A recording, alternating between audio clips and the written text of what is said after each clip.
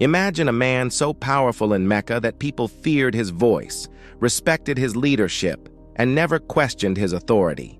Yet this same man became the greatest enemy of a message that would change the world forever. This is the story of Abu Jahl. To some, he was a clever strategist. To others, he was the symbol of pride pushed too far. His name wasn't always Abu Jahl. It was a title that history stamped on him forever, the father of ignorance. But how did a respected chief of Quraysh become the most determined opponent of Islam? What fueled his anger toward the Prophet Muhammad? And how did his choices shape the fate of an entire nation? In this documentary, we'll uncover the rise and fall of a man who stood right at the heart of Mecca's power. A man whose path ended on the battlefield of Badr, but whose story still echoes today. But before we begin, tell us in the comments where you're watching from. We love seeing how far our family has reached. Stay with me till the end, because the truth behind his actions, his fears, and his final moments will reveal a side of him most people have never heard before. Mecca wasn't always the bustling spiritual center the world knows today. In the early 7th century, it was a city held together by tribal loyalties, ancient traditions, and a powerful sense of pride. The Quraysh controlled the city's trade routes, protected the Kaaba, and shaped almost every part of daily life. Honor was everything. Wealth and alliances decided who led and who followed. People lived with a constant awareness of their tribe's reputation because one mistake could stain a family for generations. In this world, power wasn't just political. It was personal. Leaders had influence because others trusted them to defend old customs. Anyone who tried to change those customs risked becoming an outcast. That's why the arrival of a new message, a message that challenged idols, social hierarchies, and deep-rooted beliefs, struck fear in the hearts of Mecca's elite. They knew that if people embraced it, everything they controlled could collapse. This tense atmosphere is where the story begins. A society standing at the edge of transformation. A powerful community sensing a threat it couldn't fully understand. And within that tension, certain figures rose to fight the change with everything they had. This is the stage that shaped the choices and the downfall of Abu Jahl. That tension in Mecca didn't just shape events, it shaped the people who would soon become symbols of resistance. And one of them grew up right in the center of power. Amr ibn Hisham, later known as Abu Jahl, was born into the prestigious Banu Makhzum clan, a family known for its influence, wealth, and strict pride in tradition. From a young age, he was surrounded by leaders, warriors, and traders who taught him that authority wasn't given. It was taken and protected. He learned how to speak confidently, negotiate fiercely, and carry himself like someone who expected obedience. His early life was filled with privilege, but also pressure.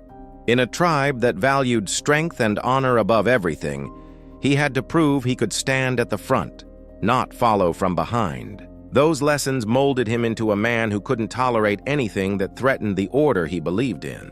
He carried that mindset into every decision he made, and it became the foundation of the conflict that would define his name for centuries. As he stepped into adulthood, Mecca saw him not just as another Qurayshi noble, but as a rising force, sharp, ambitious, and determined to protect the world he grew up in. Growing up in a house where influence was normal shaped him. But stepping into leadership is where his true character started to stand out.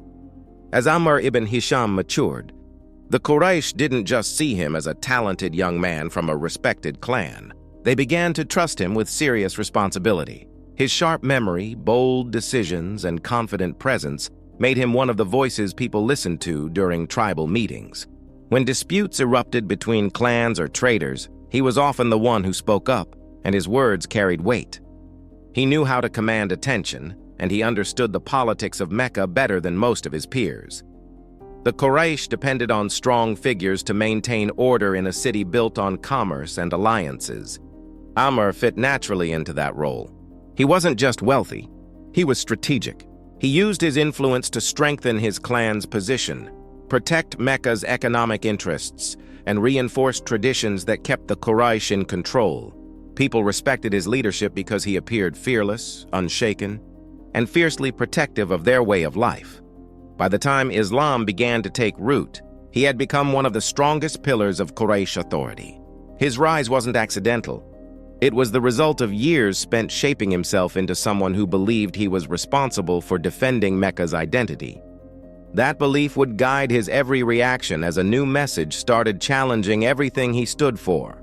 His role in Quraysh leadership placed him at the center of every major decision, which meant he couldn't ignore the whispers about a new message spreading quietly through Mecca. At first, the rise of Islam didn't seem like a threat. A few followers gathering in secret, a call to worship one God, and a message about justice didn't appear dangerous to someone as confident as Amr ibn Hisham. But as more people began to listen, he felt something shift. This wasn't just a new idea. It was a direct challenge to the very system he worked so hard to preserve. The moment he heard the Prophet Muhammad speak openly about the oneness of God, he recognized what others didn't yet see. If people embraced this message, the old traditions would lose their power. The idols around the Kaaba, the rituals tied to them, the influence of the Quraysh, everything could break apart. And for Amr, who had built his identity on protecting that structure, the message felt like a threat aimed right at him. His early encounters with Islam were marked by frustration and disbelief. He couldn't accept how a man he once respected deeply, a man known for honesty, could propose something that would overturn centuries of customs. Each conversation, each public recitation of the Quran only deepened his fear that Mecca was slipping away from his control. Instead of curiosity, he felt pressure. Instead of reflection, he felt resistance. And that resistance would soon turn into a personal mission to confront the message he saw spreading through the city he believed he was responsible for protecting. The moment he realized this new faith wasn't fading, his frustration hardened into determination. He believed Mecca was being pulled in a direction that threatened everything he stood for, and he felt it was his duty to stop it before it grew any stronger. As more people embraced Islam, Amr ibn Hisham responded with increasing aggression. He used his authority to pressure families, break alliances, and intimidate anyone he suspected of leaning toward the new message. What began as verbal warnings soon turned into harsh tactics. He believed fear was the only way to keep control, so he made sure the early Muslims felt isolated and vulnerable. Some of the most painful moments in Mecca's history unfolded under his watch. He allowed torture to be carried out against those who refused to abandon their faith. He targeted individuals he viewed as weak links, hoping their suffering would scare others into stepping back. He confronted the Prophet Muhammad in public, trying to humiliate him in front of the Quraysh. And when that didn't work, he pushed for harsher measures. Every act of cruelty came from the same mindset. He thought he was defending tradition. The more Islam grew, the more desperate he became. But what he didn't realize was that his pressure only made the believers stronger. Instead of breaking their resolve, he unintentionally helped create a community that was united by patience and courage. His campaign against Islam didn't slow the movement. It only revealed how far he was willing to go to stop a truth he didn't want to face. And as the situation in Mecca became more intense, his actions pushed the struggle toward a turning point that would change their world forever.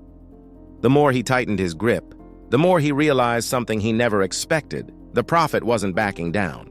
His patience, his calm responses, and his unshakable belief only intensified Amr ibn Hisham's anger.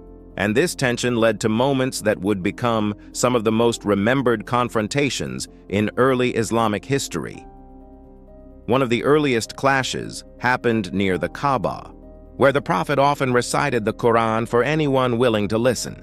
Amr couldn't stand the sight of people gathering around him, so he tried to interrupt whenever he could. He mocked the message, raised his voice above the Prophet's, and attempted to drown out the verses with insults. But every time, the Prophet remained composed. That calmness frustrated him even more than the message itself. He expected anger, but instead he faced quiet strength. There was a moment when the Prophet prayed near the Kaaba, completely focused, completely sincere. Amr saw it as an opportunity to display dominance. He encouraged others to throw dirt and filth on the Prophet while he was in prostration. It was an attempt to humiliate him publicly. But even then, the Prophet rose, brushed himself off, and continued his mission without responding in hatred. This dignity left an impact on everyone who witnessed it, even if Amr tried to pretend otherwise. One confrontation nearly crossed the line into violence. According to the people of Mecca, Amr once raised a stone with the intention of striking the Prophet while he prayed. As he approached, something stopped him. His hand froze, his face changed, and fear washed over him. The stone slipped from his fingers. When his companions asked what happened, he claimed he saw something terrifying blocking his path. Even in that moment, he refused to admit that something greater than his anger stood in his way. His clashes weren't only physical, some were psychological. There was a time when he confronted the Prophet and demanded he stop spreading the message, threatening consequences if he continued. The Prophet's response was firm but calm. He told Amr that even if the sun were placed in his right hand and the moon in his left, he would not abandon his mission.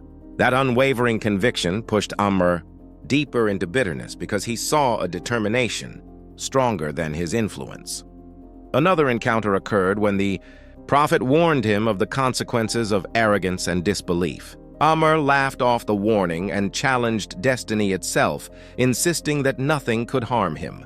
He walked away believing he had won the moment, unaware that history would soon prove otherwise. These confrontations weren't just disagreements. They were the collision of two worlds. On one side stood a man holding tightly to power, tradition, and pride. On the other stood a messenger guided by truth, patience, and faith. Every meeting between them widened that gap. And with each clash, the path toward a final, decisive confrontation began to take shape. What Amr saw as victories were actually steps toward the downfall he never imagined. Those confrontations built a pressure that Mecca couldn't contain forever. And when the Muslims finally began leaving the city, everything shifted for Amr ibn Hisham. What he once fought face-to-face had now slipped beyond his reach. The Hijra wasn't just a migration. It was a turning point that struck him harder than he allowed anyone to see. For years he tried to break the Muslims by isolating them. Now they were gathering in a new city, unbroken, united, and free to grow without his interference. The thought of Islam gaining strength beyond Mecca bothered him more than anything he had faced before. He saw the Hijra as a personal defeat. To him, it meant the Prophet had outmaneuvered the Quraysh. The believers who once walked Mecca's streets quietly were now forming a structured community in Medina. And Amr believed that if he didn't act quickly, this new community would come back stronger than ever. So he shifted his strategy. Instead of trying to crush Islam inside Mecca, he focused on preventing it from expanding outside it. He pushed the Quraysh leaders to tighten control, restrict trade with Muslims, and pressure tribes to stay loyal to Meccan traditions. He spent hours in meetings, convincing the chiefs that letting Muhammad gain followers in Medina would eventually threaten their authority. His frustration grew as news reached Mecca about alliances forming around the Prophet. Tribes that once treated Mecca with careful respect were now listening to him. Amr interpreted this as a direct challenge to the Quraysh's dominance, and he blamed himself for not stopping the Muslims earlier. His anger drove him to support some of the harshest decisions of that time. He encouraged the Quraysh to prepare for armed conflict. He argued that as long as Muhammad lived and found support in Medina, Mecca's influence would continue to shrink. In his eyes, the only solution was to confront the Muslims before they gained more power. The Hijra changed him. It turned his opposition into obsession. He no longer saw Islam as a threat to tradition alone. He saw it as a rival force rising outside his control. That fear fueled his readiness for battle and pushed him toward choices that would lead him to the most defining moment of his life. And as the tension between Mecca and Medina grew, Amr believed he was preparing to protect his city. What he didn't know was that he was walking toward the battlefield that would decide his fate. The tension he carried after the Hijra didn't fade with time. It grew heavier, and every new report about the Muslims in Medina pushed him closer to a decision he believed would secure Mecca's future. That decision led him straight to the battlefield of Badr. When word spread that a Muslim caravan raid might affect Meccan trade, the Quraysh called for action. Many leaders hesitated, unsure if confronting the Muslims so far from home was wise. But Amr ibn Hisham pushed harder than anyone. He saw this as the moment to prove that Mecca still controlled the region. In his mind, hesitation meant weakness, and weakness was something he never allowed around him. He insisted that Quraysh gather a massive force. Wealthy families contributed weapons, camels, and supplies, believing the show of power would intimidate Medina. Amr marched at the front, convinced that this battle would finally crush Islam before it spread any further. His confidence was so strong that many followed him out of fear of being labeled cowards. As the Quraysh army moved closer to Badr, a few clan leaders advised turning back. They argued that their goal, protecting the caravan, was already achieved. But Amr refused. He believed retreat would be a humiliation too great for the Quraysh to bear. To him, the battle wasn't just about strategy. It was about pride, control, and proving that Mecca's traditions could not be challenged by a small group of believers. When the armies faced each other, the difference in mindset was striking. The Muslims fought with unity, purpose, and faith. The Quraysh, despite their large numbers, were divided, many fighting only because they were pressured into it. Still, Amr stood firm. He shouted orders, encouraged his men, and tried to use fear to keep everyone in line. But as the battle began, the Quraysh quickly realized they were facing fighters who refused to break. The Muslims' discipline and belief shook the confidence of Mecca's soldiers. What Amr expected to be an easy victory turned into a struggle he couldn't control. He watched familiar faces fall around him, each loss hitting him harder than the last. Despite the chaos, he refused to step back. He pushed forward, determined to hold his ground. But destiny was already written. In the final moments of the battle, he was wounded and overpowered. For a man who had built his entire identity on dominance and fearlessness, being defeated on the battlefield was the one outcome he never imagined. His fall sent shockwaves through the Quraysh ranks. The leader they believed could not be challenged had fallen to the very people he spent years trying to crush. The Battle of Badr ended not just with a military victory for the Muslims, but with the collapse of the strongest symbol of Meccan resistance. And while the Quraysh carried the weight of that loss back to Mecca, the Muslims in Medina saw Badr as a turning point, a clear sign that the message Abu Jahl tried to silence had only become stronger. His defeat wasn't just the end of a man. It was the end of a chapter that shaped the future of the entire region. His fall at Badr didn't just end a life. It unraveled the confidence of an entire city. The Quraysh returned to Mecca stunned, carrying a loss they never believed possible. For years, Amr ibn Hisham had been the voice that promised victory, the shield that protected their pride, and the force that pushed back against anything new. Now that shield was gone. News of his death spread faster than any rumor Mecca had ever heard. Families who once relied on him for guidance suddenly felt exposed. Leaders who secretly feared his harsh influence now felt the weight of responsibility shift to their own shoulders. And the people who followed him, whether out of loyalty or fear, were forced to confront a truth they had spent years denying. The message he fought so fiercely was not fading. It was rising. In Medina, the reaction was different. The victory at Badr marked a turning point. The Muslims had faced a larger, more experienced army and emerged stronger. It wasn't just a military win. It was a moment that reshaped the balance of power in Arabia. The man who symbolized resistance to Islam had fallen, and with him, the illusion that Mecca was untouchable. His death also changed how history remembered him. In Meccan society, he was once praised for his leadership and strategy. But over time, his legacy became defined by his opposition. Scholars and storytellers referred to him as an example of how pride can blind a person to truth. His actions became lessons that echoed through generations, reminding people of what happens when arrogance overpowers wisdom. Even the Quraysh, despite their grief, couldn't escape the shift that followed. Many of their younger members began questioning old traditions. Some wondered whether they had misjudged the message spreading from Medina. Others realized that the Prophet's mission was not something they could eliminate with force. Slowly, the certainty they once lived with began to crack. Yet the most profound impact was on the story of Islam itself. The rise, resistance, and fall of Amr ibn Hisham became a symbol of how truth can survive even the harshest opposition. His decisions shaped the early conflict. His actions pushed events toward Badr. And his defeat opened a path that allowed the message to spread far beyond the borders of Mecca. His legacy didn't end on the battlefield. It lived on in the lessons people drew from him. A man once known for strength became remembered for something else entirely, a warning about the cost of fighting against what he refused to understand. And with his absence, the stage was set for the next chapter in the struggle between Mecca and Medina, a chapter that would decide the future of Arabia. The story of Abu Jahl isn't just the story of a man who opposed Islam. It's the story of how pride, power, and fear can reshape a person's entire destiny. He stood at the center of Mecca's leadership. He held influence that many envied, and he fought harder than anyone to preserve the world he believed in. But history shows that even the strongest voices can fall when they stand against a truth that's meant to rise. His journey takes us from the heart of Meccan authority to the battlefield where everything changed. It reveals how choices born from arrogance can lead to consequences no one expects. And it reminds us that real strength doesn't come from power or position, but from the ability to recognize what's right, even when it challenges everything we know.